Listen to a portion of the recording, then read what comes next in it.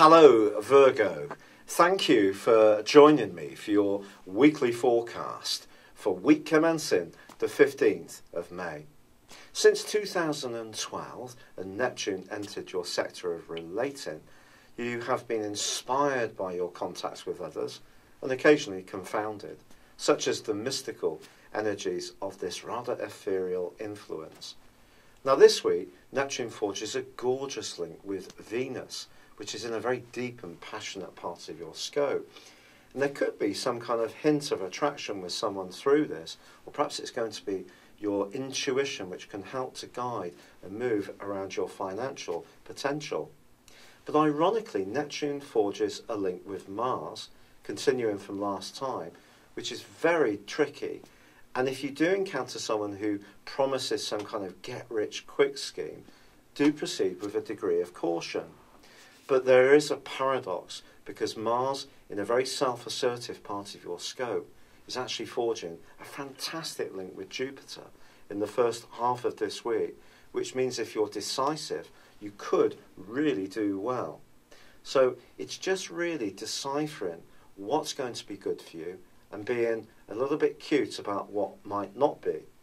Now also, Mercury, the planet of communication, and your ruling planet, moves back into a much more explorative part of your situation. So, your desire to engage with travel, faraway places or people, new information, higher education, publishing, anything to do with technology or media is certainly going to be boosted. And by the end of this week, something that perhaps lost a little bit of momentum when Mercury went through its retrograde, starting in April, and when Mercury reversed back into Aries on the 22nd, well, by the end of this week, I think something that was shaping up quite promisingly at the start of April may start to come through for you, but in an adapted way, because it's possible that you've been flexing your approach to this situation on the basis of changing events. And actually, it might turn out that you're quite pleased that things didn't go to plan in the first place. But when it comes to your spirit of adventure, your desire for freedom or to interact with new places, always take it back to how it feels. Because the Sun is in a tricky angle with Saturn all through this week, and in conjunction, a quincunx. And it's possible that your desire to break out of the mould might not actually be particularly good for you if in some ways it's challenging your sense of security. So it's almost like taking risks in a way which is actually not too reckless, and at the same time gives you a sense of exhilaration, but you're not threatening the very basis of your existence.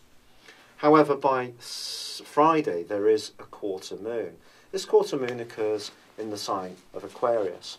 This could see you wanting to juggle the things you want to do for yourself and following an independence agenda against those things that are calling out to you in terms of other people's expectations and your obligations and responsibilities.